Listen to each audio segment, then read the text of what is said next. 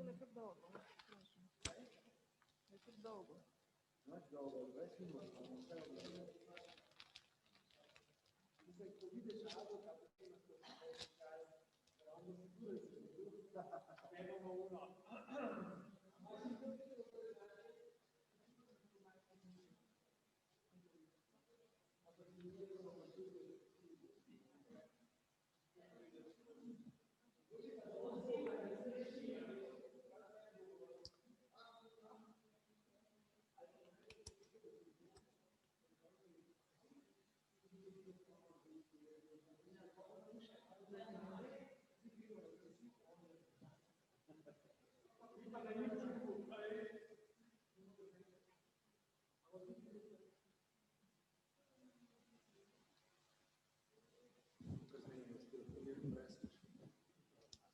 Se ne moram, mislim, se bom udušila.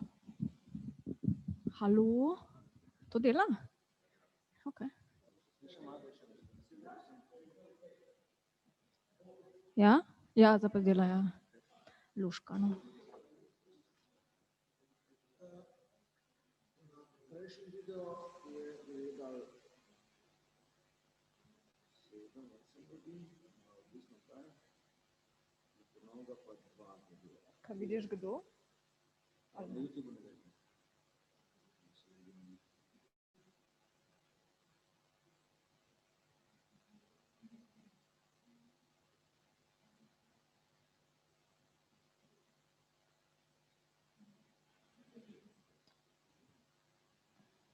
To ne vem.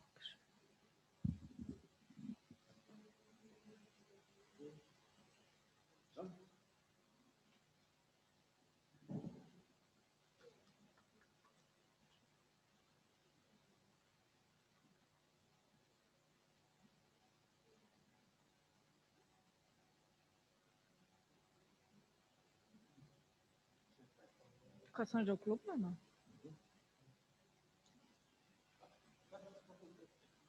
Ja, moram prej začeti snemati. Ne? Vaja.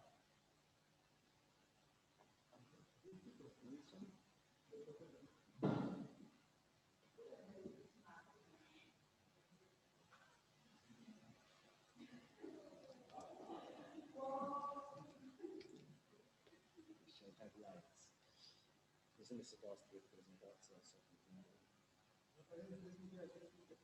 Fotke imam, zato imam prezentacijo. Mislim, ni prezentacija, fotke so. Jo. Sem bolj, da bomo svetlo, pa da vidimo.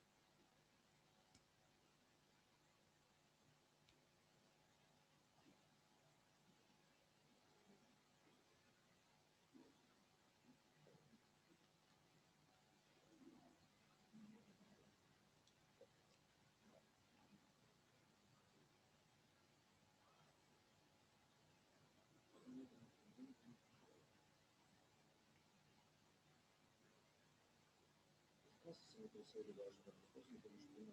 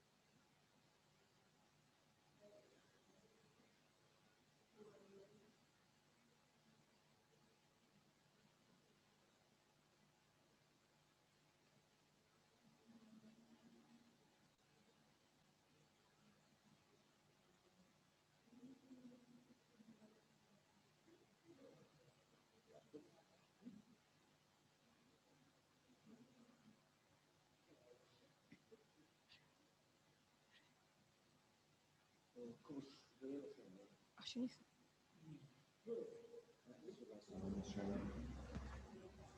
Se mene sliši? Lep pozdrav vsem. Hello everybody. We will continue with our symposium.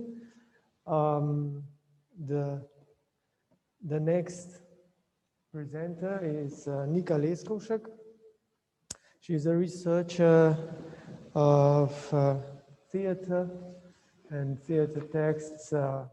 She's working at the Academy for Theater, Radio, Film and Television in Ljubljana, and she will present us a case study of performance, couple and Semenic under construction, especially its politicality and participation that was used in this project. Please. Okay. So yeah, hello. I will present here the performance couple and Semenic under construction, which was produced in 2012 in production of Kulturno društvo Integrali, Cultural Association of Integrali. And is this working?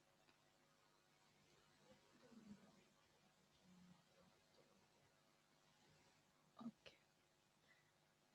So yesterday on the conference, we were listening mostly about the emancipation of the actors and the different formats and different production models. And I was mainly interested about this shift to the third paradigm. So how do we address the spectator, and how does the spectator react to different modes, not only of production, but different aesthetical models? And for that, I chose mostly this period around 2010, when in Theatre Preglej there has been active the platform or the lab called Preglej, which was connected mostly with the developing of a drama plays, and about this I will talk later on. So this, what you can see in the background, are mostly the points I would like to address. So basically, what I'm interested in is non-hierarchical performance-spectator relation, not so much production, different non-hierarchical modes of production, but of perception and interaction and participation. So I will just start. And this is already the beginning of the performance. So I will discuss the work Couple and Semenic under construction with its curious aesthetic format as a site-specific performance, premiered 25th of May 2012 in a private house in Ljubljana, Slovenia, produced by non-governmental cultural organization Kadi Integral, as I mentioned. The title of performance, Couple and Semenic under construction, already includes the names of the two female authors, who are also the protagonists of the piece. Both are active representatives of independent contemporary Slovenian performing art scene and have been active also in Glej theater. Their creative endeavors are inseparable from the developmental dynamics of the non-institutional performing art scene in Slovenia and Glej theater in particular. Simona Semenic was previously president of Glej Theater Cultural Society and the artistic director of festival Preglej na glas, but predominantly works as a playwright. Barbara Kapel, also known as previously as Barbara Kapel-Osredkar, has carried out various roles in the non-governmental scene, but mostly works as a visual artist and scenographer. So Couple and Semenic under construction takes place in an unconventional site-specific staging itself. Instead of using the more usual placement of site-specific performance into post-industrial or other functional but still institutional places known for Fordistic productions such as former warehouses or factories, the Couple and Semenic installation took place in the author's private residence, in the domestic environment of Semenic's actual house.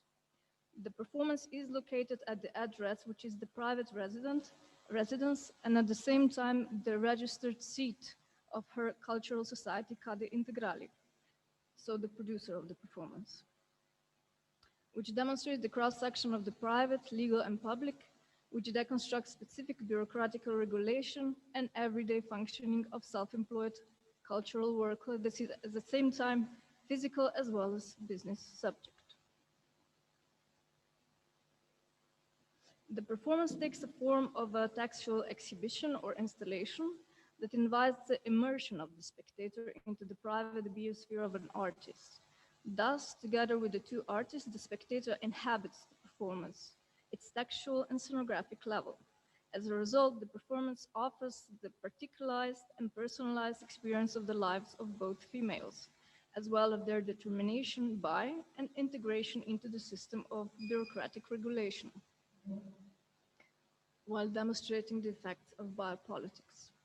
By biopolitics, I'm here referring to socially dominant procedures, discourses, systems of for regulation and governance, but also a sense of making the effects of these procedures visible on the bodies and private lives of citizens, especially the generation of most precarious art workers with a vulnerable and unstable financial status during the political, economic, and financial crisis. The kind of biopolitics reveals the private through the example and representation of an individual working in the cultural sector, and at the same time deconstruct the financial position and situation of that very sector. More precisely, the immersive staging of the text is crucially determined by Semenic's own personal position in public as an artist, playwright, writer who works as a freelancer with a status as an independent, self-employed cultural worker and is at the same time a single mother of two and epileptic. She's also known for her work of giving works exactly to those precarious and marginalized positions in society. At the same time, she problematizes the predetermined narratives of the victimization, which frame them in a society constructed by the patriarchic logic, suffering from the post-Catholic syndrome, as she calls it. Moreover, she also problematizes the ease of falling into self-victimization promoted by the bureaucratic apparatus of authorities. Am I going too fast or is it okay? So Simona Semenic was one of the co-founders as well as artistic director and an active participant of Preglej, which was a laboratory of drama writing. At the same time, this was also a platform for the production of no longer dramatic theater texts, their promotion as well as development of performative strategies for their presentation. Later, the platform manifests in the form of festival. The platform was not only crucial in the development of different aesthetic approaches to contemporary dramatic writing, in the sense of the nicht mehr dramatische Theatertext, a concept from Gerda Puschmann, a so-called incubator for promoting several young authors. It also developed various low-budget production formats for different public presentation on the non-governmental scene that met the demands of authors for public presentation with the actual state of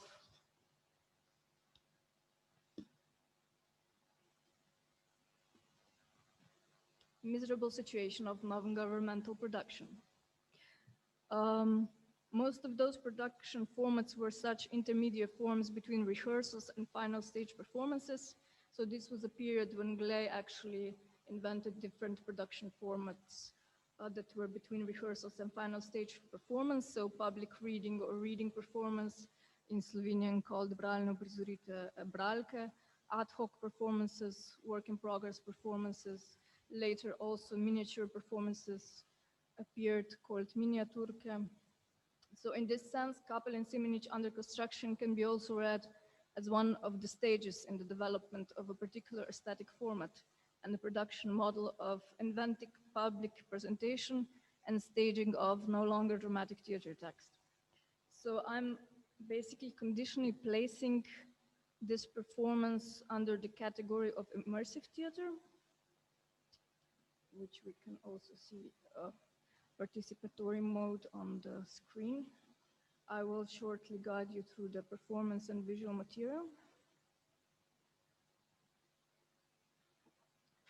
But first, what is the immersive theater? That's an interactive participatory theater format in which the spectator or participant is physically activated, even mobilized, by being invited to roam around the textual and architectural structure of the piece and allowing the spectator to inhabit it, together with both performers.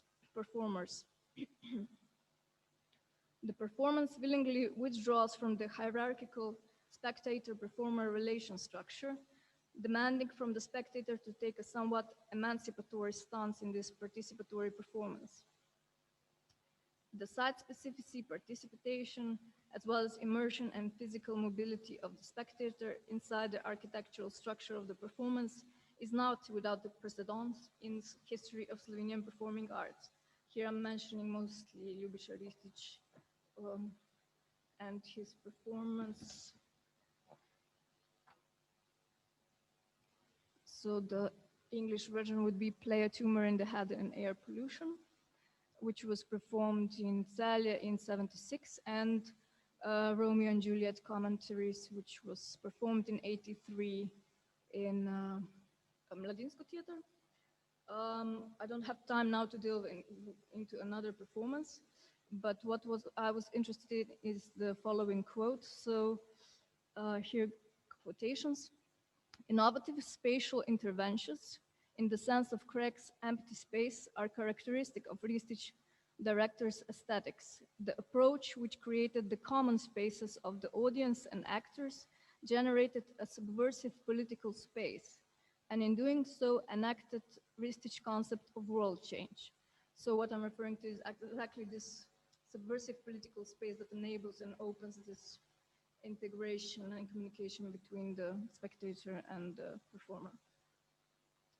So the dramaturgical logic of the text installation performance.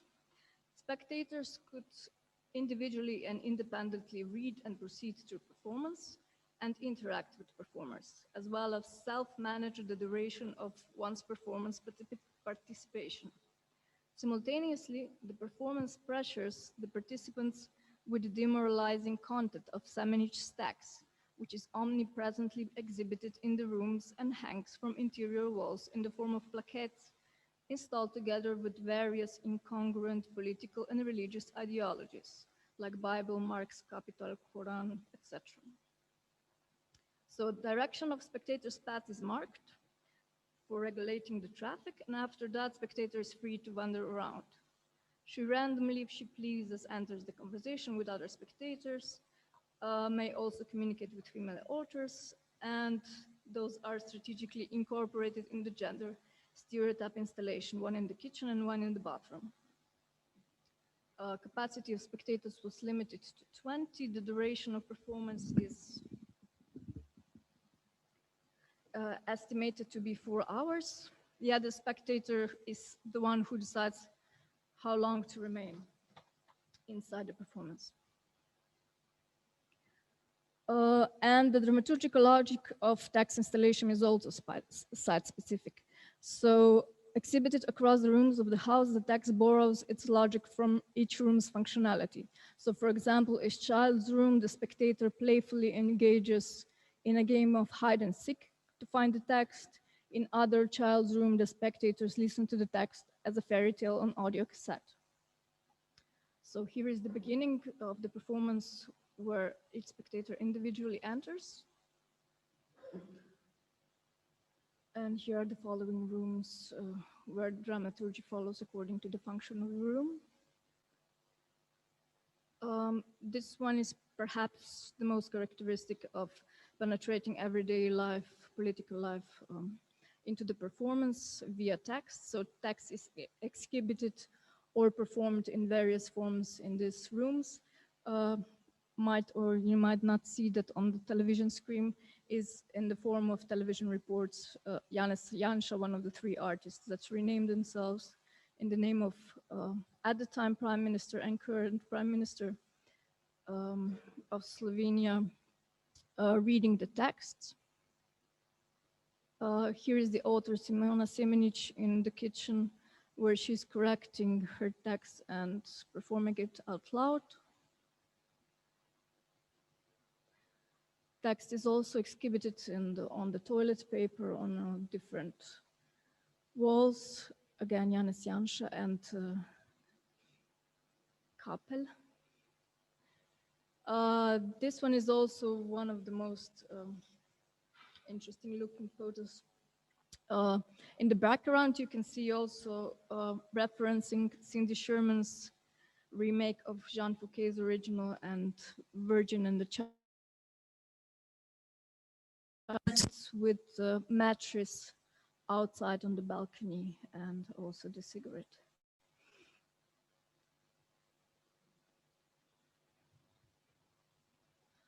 This is ideological room with the so-called religious and different political eclectic combination of text. And slowly go to the rooftop. And this is the end station of these 13 cross stations. So to say something about the text, how I'm with time, I'm okay?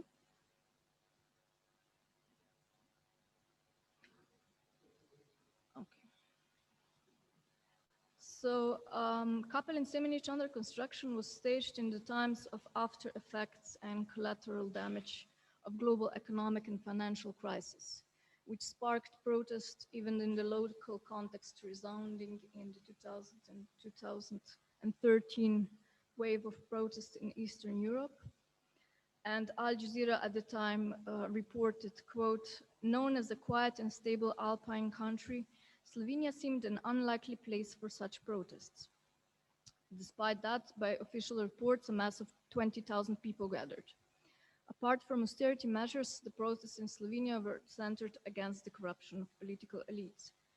And this period, as well as socio-political context, is metaphorically depicted in the content of Semenic's text, whose title is While I Almost Ask for More, or the Parable of the Ruler and the Wisdom. And this was exhibited here in different formats on the rooms. It was staged, quote, many, many years ago. And the text criticizes the autocratic principles of the ruling government on one side and starving people on the other. Later on, it was staged in Slovenia National Theatre Drama Ljubljana in 2015, where it gained more publicity and more reviews. So in one of the reviews, we can read that that the topic is a dark, horrifying half fairy tale about the government's careless playing out the nation, reduced to rebels, needed to be silenced, or submissive subjects, and the means of ruling power games. As the plot of the play suggests, the state mercilessly plays out a strategic political maneuver to avoid the mass demonstrations by finding a scapegoat in the form of three virgin sisters, Hope, Nada, Faith, Vera, Love, Ljuba, and their mother, Sofia. All three were in secret sexually abused and tortured to death by state representative, which was made seen as an act of an enemy and later declared martyrs by the same state. Semenic actually took the motive of three martyr sisters from the actual blessed martyrs of Drina, Drinske mučenke, who died during the World War II, reported to keep their virginity in the face of Chetniks in 41 in Gorazde. The process of the nuns' beatification was running just around the time when Semenic was writing the text, this Metenko Skore, which is exhibited in the performance. And it was widely discussed about the report, the Drinske mučenke by Franz Xaver Meško, who was at the time priest of the nun, but managed to escape what he later called as Station of the Cross. And this Station of the Cross are basically depicted via these different rooms. So there are 13 stations, as I demonstrated, and each one is basically referring to the passion play of Škofja Loka. So initially religious genre or liturgical drama from medieval times. And this exactly has 13 different tableaus, or 14 stations of the cross sometimes also, just the same as Kappel and Semenich under construction. So the politicality of Kappel and Semenich under construction content-wise coincides with cross-section of concrete political context, which is post-crisis recession, religious form, which is passion play, historical role of the woman in Catholic religion and society, submissive, victimized, even murder, but also preserving intact and innocent image, and the status and function of Slovenian dramatic at the same time, while being financially underprivileged, marginalized, or obsolete in the times of post-dramatic theater. As well, it also touches the problematization of precariousness on the non-governmental performing art scene.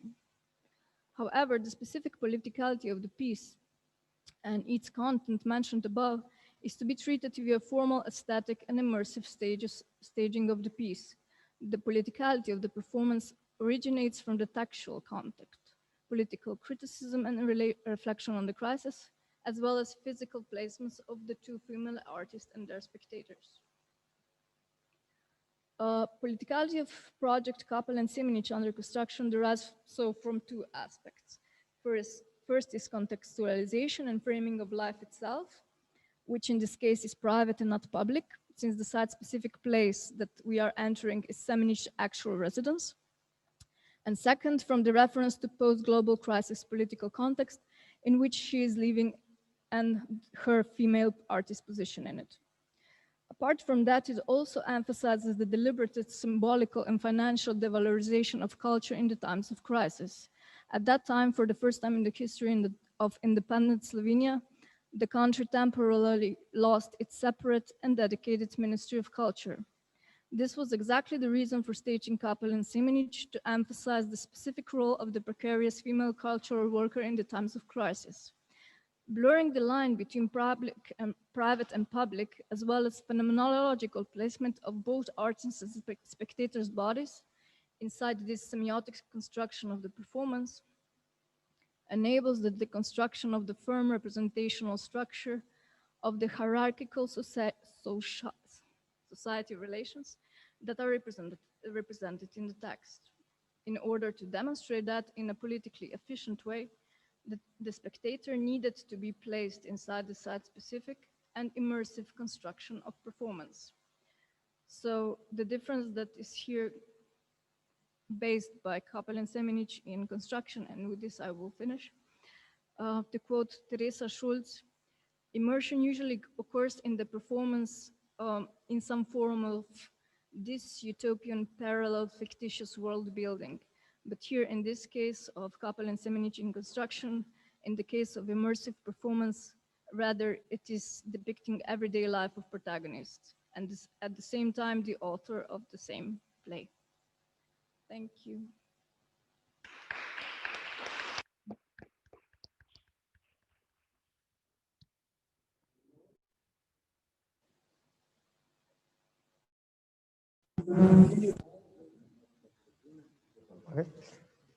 Okay, working? Yeah. We will now continue with the next presenter, with Aldo Miloknic, a professor at the Academy for Theatre, Radio, Film and Television in Ljubljana. His research interests are mainly history of the theatre. He will be discussing the development of Slovenian theatre, as he calls it, from collective to devised mode of production in Slovenian theatre. And discussion will follow after this presentation. Please. Upotrebi jaz sem premikal, ne. Ok, zdaj lahko dam masko dol, ne. Cool.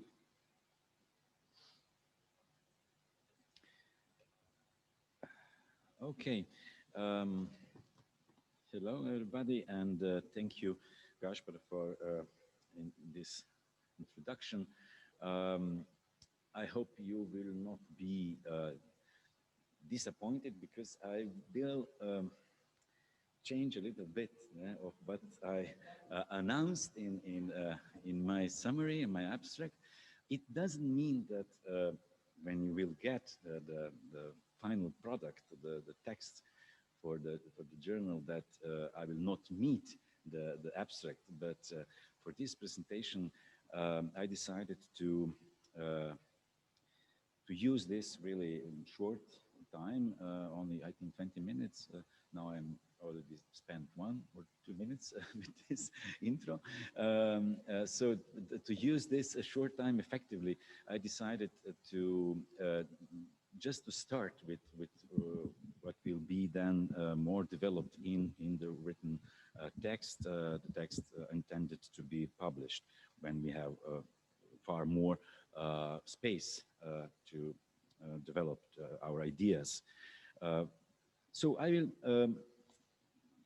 I'm not going to speak a lot about this shift, this move in Slovenian theater. There will be some examples from Slovenian theater, but maybe I will spend also some time for other international examples, and I will try to introduce an attempt to make 3 different kinds of collective work in theater. Maybe today I'm not even mentioned Glay Theater, but it will come in the written text. Don't look. Sorry. Oh yeah, that's true as well. Okay, so in medias res now, finally. So according to well-known, renowned theoretician and theater historian Hans Ties Lehmann, in the last more or less 50 years, half a century, one can notice a paradigmatic shift in the theater landscape, a kind of rupture between post-dramatic and, shall I say, more traditional dramatic strategies of performing. In his influential book, Postdramatisches Theater, Lehmann describes that rupture with these 2 binary oppositions. Appearing instead of action, in that sense, action is he means action driven by a story predominantly. So appearing instead of action, and performance instead of representation. Thus, on one hand, appearing performer as a known character, and on the other hand, action driven by story or fabula. Similarly, the performing dimension shows on one side processes of performing, making something happen, indicating the very, I would say, materiality of the event, and on the other hand, representation as a typical dimension of drama play and the theater based on it. An inspiring example of a theater collective experimenting with that specific materiality of the event and its confrontation with the representative dispositive of the theater is, I believe, the Rimini Protocol collective. The peculiarity of the Rimini Protocol method of work originates in the semi-theatrical displacement of the part of reality that performers and performance in Rimini Protocol work are usually ordinary people, so to say, ordinary people, let's say amateurs, not theater professionals, definitely. So a part of reality that kind of performance bring to the stage. We are exploring theater as a model for experience instead of a representation, says Daniel Wetzel from the Rimini Collective. So let me repeat, we are exploring theater as a model of experience instead of representation. Of course, it is questionable. Of course, it's not self-evident. We can discuss about it. Could you really get rid of representation by introducing experience in the medium of theater? Okay, but that's at least an attempt from Rimini Protocol. According to Miriam Dries, the method of work enables the method of work of Rimini Protocol enables confrontation with the social reality, and by doing so gives a political dimension of their theater. Members of the Rimini Protocol don't use the word amateurs for people performing in their projects. They call them experts. Simply, they are skilled workers in their professions, and their specific competencies are what the members of the Rimini Protocol are interested in when creating their performances. In this theater of experts, performers are not dramatic characters. They don't interpret other fictional figures. They talk about themselves, about their work, life, family, etc. I don't know, maybe in this famous Michael Kirby scheme of sample of complex acting, this kind of acting would be, I would say, this what he calls not acting, probably. Okay, Stefan Kaigi from Rimini Protocol, another important member of the Rimini Protocol collective, explains the group's method of collaborative creation with experts of everyday life like this. We treat them as co-authors at the point where we agree what they are prepared to tell from their lives. You always have to find out what is possible together, and you have to work on the choices you make together. Rimini Protocol is a collective of directors, and it is an interesting characteristic of this group of theater makers.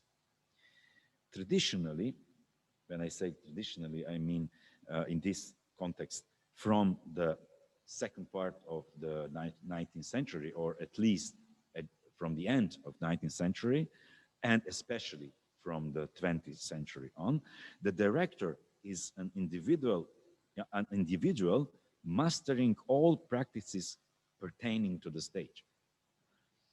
As pointed out by my dear colleague Avra Sidiropoulou in her book Authoring Performance, the Director in Contemporary Theater, at least from the beginning of the 20th century, the director was a supreme artist, the orchestrator and arbiter of events, the one to monitor the creative process and unify a multitude of theater discourses.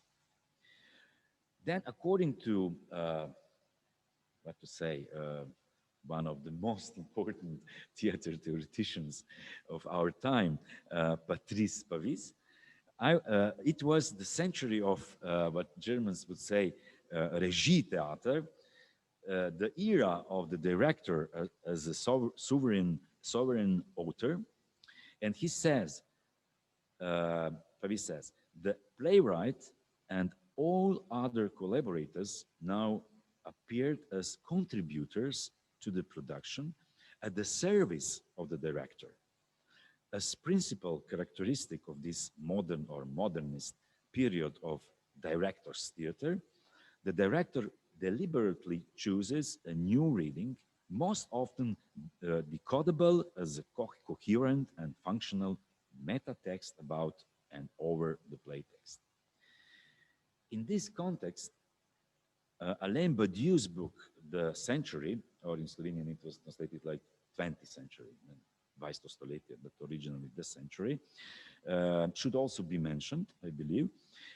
So in the book The Century, Badiou says that the 20th century is the century of a theater as art because it invented the notion of directing. Namely, the director transformed what was previously only a staging of a play into an independent art. As a thinker of the play, says Badiou, he established an intermediate space between writing and acting, a space from which it was possible to, now I'm quoting him, it was possible to complexly think about the relationship between text, play, space, and audience. Thus, Rimini Protocol is a good example of a relatively new situation in the theater practice of the 20th century and early 21st century, of course, with a kind of a collective directors of or thinkers of the play, if to paraphrase Badiou's notion. On the other hand, in that period emerged also collectives of actors taking full responsibility of directing on their own, such as, for instance, Shishi Pop, a German performance collective consisting mainly of women. They work collectively as performers, directors, dramaturgs, etc. As we heard yesterday in a very inspiring Branko's presentation, Slovenian Actors Collective Beton Ltd is working in a similar way as emancipated actors, as Branko said. He used this notion of emancipated actor, keeping the full responsibility for the performance in their own hands and deconstructing the very notion of directing in a fluid, floating, or shall I say, even a collective signifier. Okay, so now besides these two modes of collective directing in contemporary theater, there is a third way, the one infiltrating the audience in this collective model of creating of and being together in the theater. Well, let me bring back old good Hans-Thies Lehmann, who says that the contemporary theatrical communication is based on arranging of the situation of self-questioning, Selbstbefragung, and self-experience, Selbsterfahrung of the participants. I like the term the Beteiligten, so the participants, in Lehmann's statement, for it leaves the doors open for various interpretations. The participants could be, and they, in the first place, actors, performers, individuals, other individuals acting on stage. On the other hand, the participants might be all the attendees, all the individuals being present in the theater, whether on the stage or in the audience, or let's say in a unified space without the fourth wall, because in the contemporary theater we have quite a lot of examples of that kind of theater settings. That kind of performative constellation could potentially generate an ad hoc temporary collaborative collective. And an interesting example of this kind of creating temporary performative collaboration is Manifest K, so Manifesto C, I would translate it, because this K in Slovenian or C in English stands for the Communist Manifesto. So that would be C in English. A performance created by Slovenian theater director Sebastian Horvat and a collective of co-authors of that event. Uh, the performance is based, of course, on the Communist Manifesto, a classical text by Karl Marx and Friedrich Engels. Performers were all of all types of artists and theater workers, including the director himself, with the main task of motivating spectators to take active part in the production. In the announcement of the project, they stated, capitalist relations have deeply penetrated all social relations. Bourgeois economic relations are the constant context of theater production as well. The question is how, if it is possible at all, to escape the fundamental economy of the theater production, which has put the spectator in the position of a calm observer separated from the performance. Manifesto C, starts already in the lobby where spectators have to sign the contract of so-called the contract of precarious work, exactly, which is a precondition of them for them to enter the theater hall of the old, it was an old power plant in Ljubljana, Stara Elektrarna in Ljubljana, a unified space without usual division into stage and audience. I mean, in that case, in the case of Manifest K, not always in Stara Elektrarna.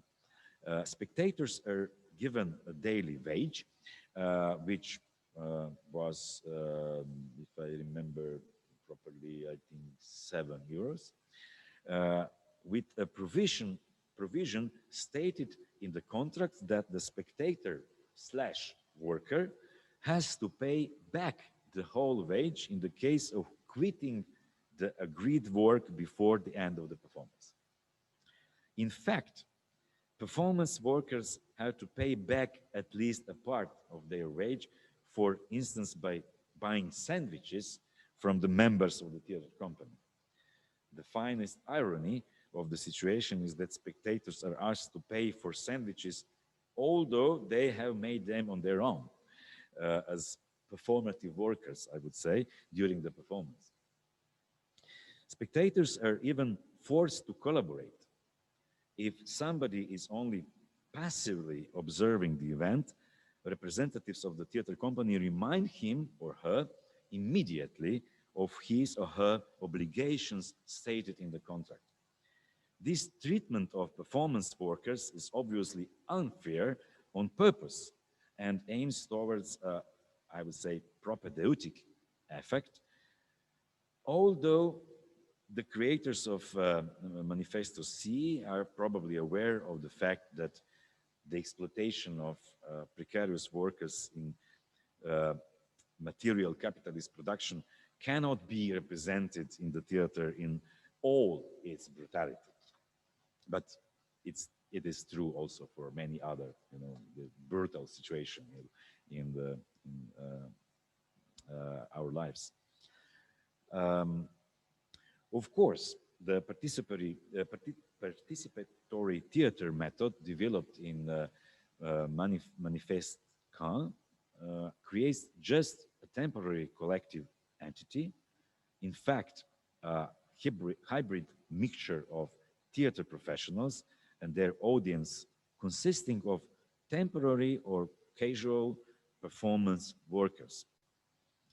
This artificial quasi or would-be collective, however, perforates not only the so-called fourth wall of the classical theater, but also an equally solid, I would say, political construction, the boundary between the production sphere and public sphere. Okay, I'm going to stop here, and I'm not going to even to open the question which I actually announced in my abstract, where I would like to go further in thinking, exploring and thinking the situation in Slovenian theater, which actually Tomáš mentioned yesterday in his lecture. Um, so from, let's say, late 60s and these famous experimental groups of Pupilia, Pekarna Theater, Glej, you see, Glej Theater. You're, du bist zufrieden, yeah? Sorry, Tomáš?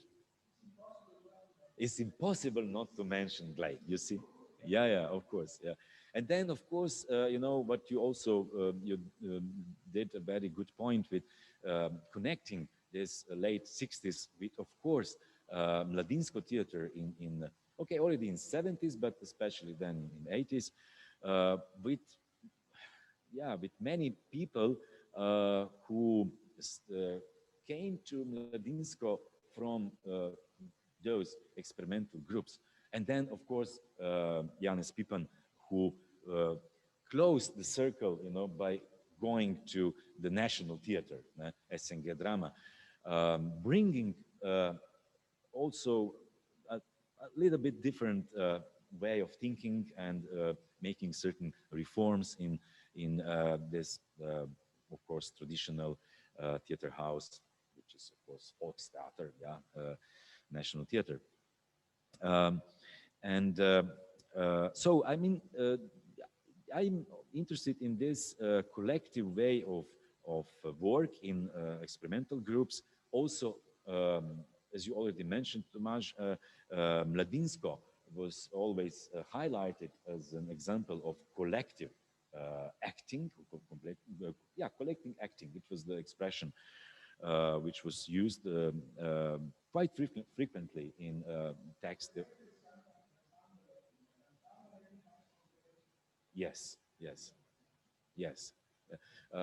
So this collective way of acting and working in theater, the way of being together in theater, on one hand, and of course the question of device theater, which is of course not the same thing, but at the same time you can find some connections. There are some preconditions in device theater also for collective way of working, especially with improvisation, using creating.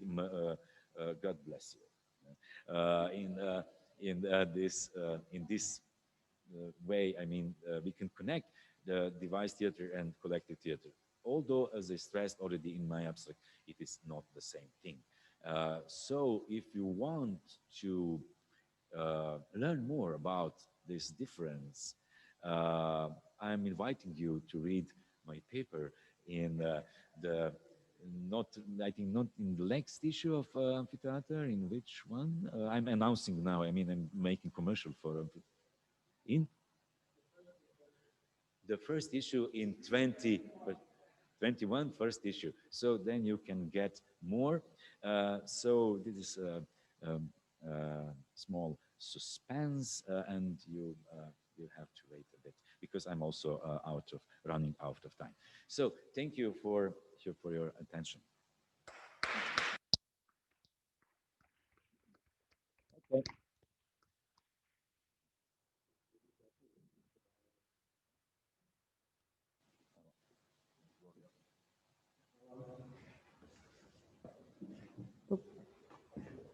So, thank you, Aldo. And I'm opening the discussion. Already we have a question from Tomáš, please. It's okay, it's working, yeah. I can okay. hear, yeah. Yeah, I'll make a short comment. I think that both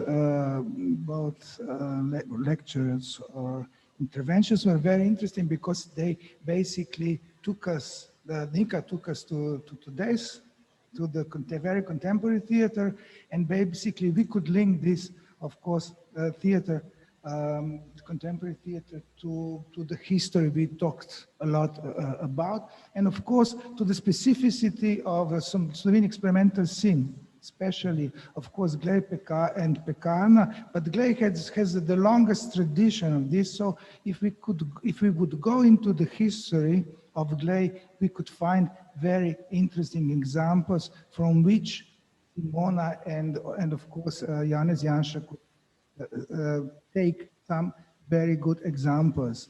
And so I found this intervention very interesting, and I'm looking forward to read the paper, yeah? Of course, which will be published, as I heard, quite soon, so this is even better. I heard some rumors around Slovenia. So, and Aldo, I think what the point which you basically mentioned, which you are going to explore, using the examples of the Slovene theater of the neo-avant-garde and the post-avant-garde and so on, I think it's a very good point. How we could basically, how we can make, distinguish between the collaborative theater or the group theater or the tribe theater, as Dusan Jovanovic defined it, and devising theater. But my thesis is that the devising theater started with Lado Kralj, because in a way Šehner's theater was already devising theater, but it was not so strong in this way. He was more or less the only person who did it at that time, and he did it consciously because he was very, even for Richard Schechner, he was very important. We have to remember that in the book, one of the most famous books of Richard Schechner speaks about his collaboration with Slovene, he says, director and dramaturg Lado Kralj, which basically changed, in a way, his concept of working in devising theater. So I find this very, very interesting, both reflections which you had. So this would be my comment. I have a small question, just to clarify something, if I may. Sure, you can go ahead. It's a question for Aldo Milovic, and thank you for the inspiring presentation. It wasn't clear for me whether the three models that you suggested, the community of thinkers and the community of doers, and or collective, let's say, of thinkers and doers, and something that would be in between. Is it something that you propose as a metrics, as a general metrics, or something that you also find on the Slovenian scene, on contemporary scene, that can be, where you can offer specific examples? I don't know if you can see me, but I hope you can hear me. I can hear you. I can see you as well. Aha. Somewhat, yeah. Yeah. But the most important thing is that you can hear me. And Yeah. then, okay. Yeah, thank you for the question. Well, I wouldn't say that this what I presented today in this very short intervention, that would be a kind of general metrics. I would say that it would be maybe too pretentious in this moment, because I think that these are metrics in quotation marks came out from examples and from, I mean, some ideas we can find in texts and books of our colleagues, and I also I did write few things on it, but not exactly in that manner. So it is a kind of a way to come to this division of collective and devise mode of work in theater, which, as I said, I'm not sure if I'm clear with if I can say right now what is the exact difference, but they are definitely connected, but they are not the same thing. So if you think about this different kind of collective work, maybe you can come closer to So it was my attempt, you know, just Oh, to I see. to evoke this way in search of the answer, and that's what I said. You know, maybe in my text, I will when it will be published, then maybe I will be able to offer a kind of answer. Well, thank you. I'm looking forward to the answer because I also don't really, I can't tell the difference, exact difference between the collective and the device, uh, except that they're focused on different aspects of working. So they overlap a bit. But you say that this model is the way towards trying to differentiate these two spheres. Yeah, possible. That. Thank Yeah. you. Thank Yeah. you. Like research material, I would say, in Thanks. this space. Thank Yeah. So you can find, examples of all these three ways of working in Slovenian theater. But I just wanted to start with Rimini Protocol because I think that it was, a good example to start. Also, my attention is not to limit myself exclusively on Slovenian examples. So we can find, of course, different examples in Slovenia or elsewhere. Okay. So Okay, I was only asking because of the title of your presentation. That's what drove me to Slovenian theater, and that was it. Thank you. I took a little liberty, to present one part of it today. Usually I have problem, my colleagues here, know me very well. When I start to talk, I cannot stop. So I limited myself deliberately in advance. I said, okay, Aldo, you will tell these people today just this part. And as you can see, I, meet this time deadline, for my presentation. Okay.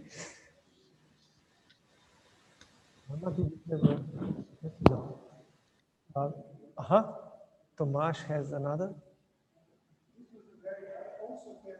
Have problems with how to distinguish between, of course, collaborative and devising theater. But I think we all have problems with devising theater because it's a British or Anglo-Saxon term, and we had a lot of problems. We discussed it a lot at the committee, because we're working on a new version of terminological dictionary of theater, and when trying to define devising and even translate it, we have one very interesting translation into Slovene, which basically is not, it cannot get all the aspects of the devising theaters. So the French theory would simply name it création collective. So and a lot of, and also I don't know, in Germany they also use different terms, and of course, but that's why I'm very interested how we're going to explore this field in your article. Like Vishnu, I have the same problems. Yeah.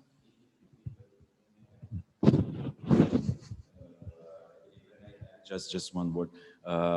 Yeah, of course, this is, we have always problems, not always, but quite frequently, we have problems with this Anglo-Saxon terminology.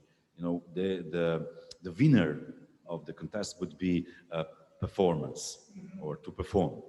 We had many discussions in Slovenia what to do with the notion, and finally we said, okay, we will keep it just like that, because you cannot really find an adequate translation.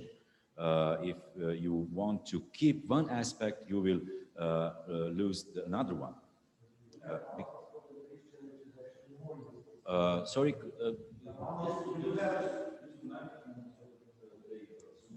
I just wanted to say that this one we do have a translation for, which is, I think, better. It's autorsko gledališče, is device theater, basically. And I think it covers a lot of good ground. Can I just interrupt with that one? We have a lot of problems with that term in Croatia because basically authorship is used as a word for any kind of a creation where there is an author. And if it is mentioned, we no longer know whether that person just wrote a text, but also directed the text.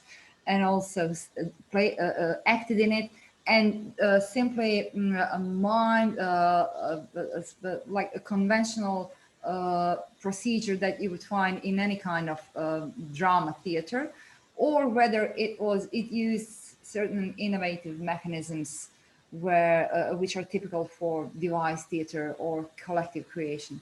So it's really it's a kind of term that that has no that does not explain anything anymore, I would say. At least that's Croatian experience. My question for you is that do you use in Croatian theater expressions like we use in theater, like you will understand it if I say in Slovenian, po motivih, Yes, definitely. prema motivima, Da, or autorski projekt. definitely. We use both, yes. In English, it doesn't make sense.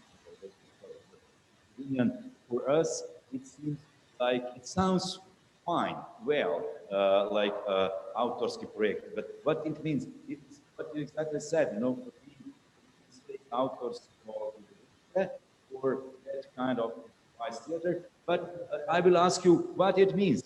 You know, this is pleonasm. You know, I mean, theater should involve. Sorry. Slovano, absolutely, absolutely. So that's the problem with, as I said, we have with that. What is the problem with? Okay, better. What is the problem with translation, and why we say lost in translation? When you translate, it is not a mechanical activity. When you translate, you have to bring in the whole, you know, how to say, luggage, you know, historical package and historical tradition, and the, you know, huge amount of discussions, you know, about a certain term, a certain notion in a certain, you know, environment. And that's why you cannot translate it mechanically. That's the problem. There is a lot of connotation of the term in its original environment. How to translate it? Very difficult. I tried once uh, uh, to perform. Are you interested in my attempt? I tried it, I don't know, 20 years ago in one article. I said, look, maybe we could translate to perform udogodito, or performance udogodito. It is, look, it exists in Slovenian. It's an old Slovenian word, archaic, but it exists. But of course, it was a kind of joke. Of course, I didn't expect, you know, that my colleagues and we all will start to use, you know, udogodito for performance. Absolutely impossible, because it emphasized this performative moment of eventness. But of course, it is not all. There are a lot of other. There are a lot of There are a lot of other meanings, you know. And if you let me remind you on the book, you know, to perform or else, you know, the famous book. So that you can find, you know, at least what I think 3 or 4 meanings, crucial meanings, you know, of the notion, you know, in English. And how to bring into the Slovenian language, you know, in Slovenian terminology, all these connotations. Impossible. So we can only joke about it. We are now using to perform and performance, and it is going to stay like that for ages. The battle is lost. I would just invite everybody to read a very interesting, wonderful book. Višnja wrote basically on this in Slovene translation, skupinsko avtorsko gledališče. She explores, and now even when she told us she has even problems now with this, but this is a big exploration which was not done within the Slovene theater. I think This is very, very important. Yeah, but if I can, thank you for the compliment. I just wanted to clarify the kind of problem that I have. One of the problems is the fact that you cannot, as it was just mentioned, you cannot cover the scope of device theater with just one term. And I think also because device theater is sometimes used as a technical term, as terminus technicus, and sometimes it's used just as a descriptive term in English language. So it can refer to something that one person does, that two people do, that a group of people, and procedures are completely different. For creative procedures are different, problems that they encounter are different. So I think we have to take one step at a time and try to analyze each of those cases, and perhaps then we can start from the field itself and come up with a good term. This way we just come up with new inventive translations, and I'm not sure that this is a good road to start. Yeah. So then we can stop with this terminological question. And I have a more specific one for Nika.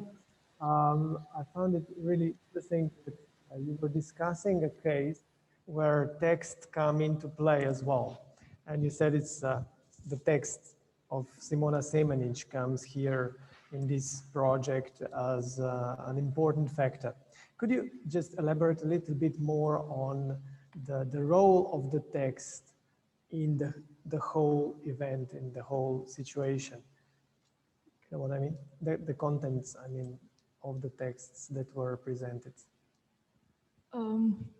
I think I mean, what Simona Semenic mostly does in all of her performances is that she puts text in different roles and spectators in different roles towards the position of text. So sometimes a spectator needs to read the text out loud, sometimes it's passive sitting in the audience, and here it was basically in the form of exhibition. So now we can discuss whether this was a theatrical performance or it was more of an exhibition, because spectator is really completely in charge of his time. He is free to wander around, communicate, etc.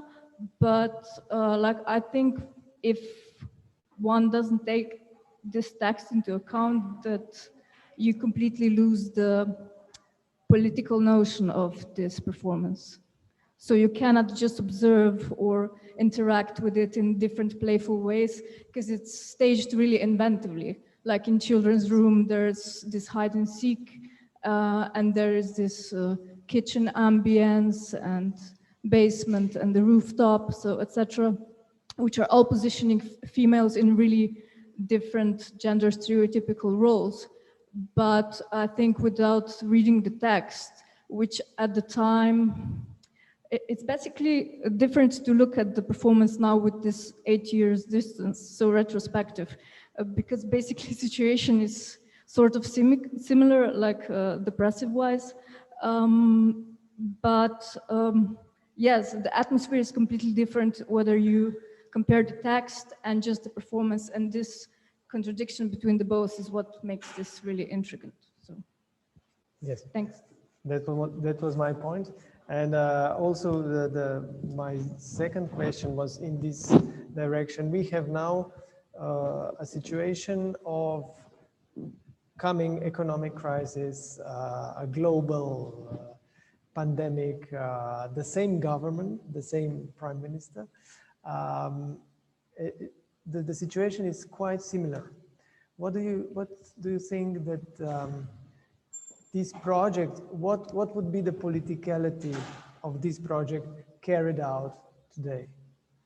I mean, I was also interested in this project, not only content-wise, but spending the time in lockdown, March and April, there were lots of performances, an inventive production format and aesthetic format outside, like in a German-speaking area, when they invented these different video projects or Skype online performances. and then the spectator is always individualized. So the form is really important here. So I think it's also a way to engage the spectator, not to just sit passively, but via participatory format, mobilization of the spectator, physical moving of, yes, this is what in a way also moves emotionally and physically the spectator. And yeah, I think these are basically really up-to-date formats now. So I hope we won't need to use them in a while. Thank you. Any more comments, questions? No? On the internet? Also no. So, thank you for now. We will reconvene in 2 hours, I suppose. 2:30 here, and we'll have some more insights on contemporary praxis in collaborative theater in Slovenia and abroad. Thank you.